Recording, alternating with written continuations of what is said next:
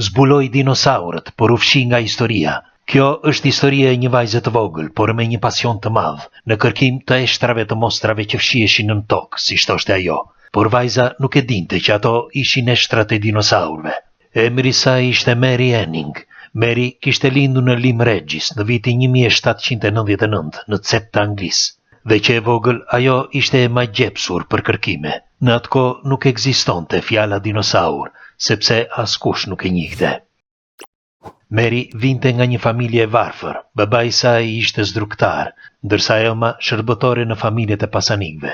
Për të siguruar bukën e gojës, Mary e vogël shkonte anës brigjeve të detit, dhe çka gjente shkonte dhe i shiste, kryesisht turistave të asaj kohe.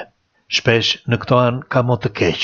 Tregohet se Mary kur ishte 2 vjeçe gjendej në breg bashkë me disa gra, dhe një vetëtim i vrau të gjitha.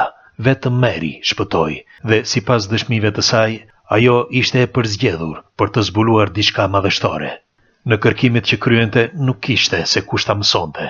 Në dorë ajo mbante veç një sqepar të vogël që ja kishte dhuruar Jati, por kishte një pasion të madh. Një ditë Mary gjeti një tjetër eshtër të çuditshme, e ndonse askush nuk e besonte, ajo e dinte që i përkiste mostrave gjigant. Ishte vetëm 12 vjeçe, dhe kur i nxori komplet eshtrat dhe e formoi, u mahnit. Mary Anning kishte zbuluar një tirosaur. Me lot gëzimi tha, e dia. Por Mary e vogël që nga i moment nuk u ndal më. Kërkimet e saj vazhduan në gjithë zonën. E shumë shpejt, duart e vogëlushes nxorën në dritë edhe eshtra të tjera, si të dinosaurit Plesiosaurus, pastaj edhe të një pteutosauri, madje 10 skelet misterioz, që bota atëherë nuk i kishte parë kurrë. Zbulimet e saj ishin kaq të rëndësishme sa që tundën themelet e shkencës, sepse vogëlushja kishte vërtetuar se legjendat e atyre mostrave që tregonin të moshuarit ishin të vërteta, dhe që planeti Tokë ekzistonte shumë kohë më parë se të shfaqej njeriu.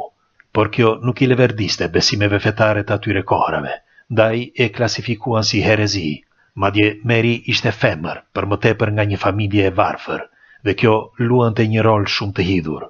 Shkollimi në atë kohë ishte vetëm për familjet aristokrate. Në fakt, shumë prej këtyre pasanikëve zbrisnin nga Londra dhe shkonin dhe i blinin eshtrat që Mary nxirrte me shumë vështirësi, dhe ja blinin me çmime banale. Kërkimet e saj ishin shumë të vështira, e bënte vetëm me duar. Në fakt, duart e saj ishin të çara komplet.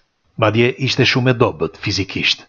Por këta pasanik as që nuk donin t'ja dinin. Pasi i blinin këto eshtra, filluan që të publikonin artikuj shkencor, sikur të ishin gjetjet e tyre. Njëri nga këta ishte dhe Richard Owen, ai pra që më vonë i quajti këto eshtra dinosaur. Kur Mary lexonte gazetat, nuk mund të bënte dot asgjë, por veç provonte dhimbje. Emri i saj nuk shfaqej asgjë kundi, e megjithatë, Mary Anning themeloi paleontologjin që njohim sot, dhe u dha jetë mostrave, ndonse bota e injoroi totalisht. Jeta e saj vazhdoi kështu për një kohë të gjatë, bënte kërkime natë dhe ditë, gjetjet i shiste për të siguruar bukën, deri kur erdhi një periudhë tepër e vështirë ekonomike. Kërkesat për fosile u reduktuan, dhe Mary u sëmur. Më pas, në mars të vitit 1847, vdiq. Jati i saj e varrosi në vendin ku ajo dëshironte, aty, buzdetit, së bashku me eshtrat e monstrave, ndërsa pasaniku Richard Owen festonte famën e vjedhur nga vajza Mary Anning. Të mbani mend se historia nuk është ashtu siç na i kanë treguar. Pres komentet tuaja dhe ndajeni këtë informacion. Kemi vërej që disa prej jush shohin këtë video, por nuk janë lidhur me këtë faqe. Do t'ju lutesha që ta bëni, juve nuk ju kushton asgjë, për ne është një diferencë e madhe. Ju faleminderit që jemi për bashkë dhe ju faleminderit për mbështetjen, një e nga një.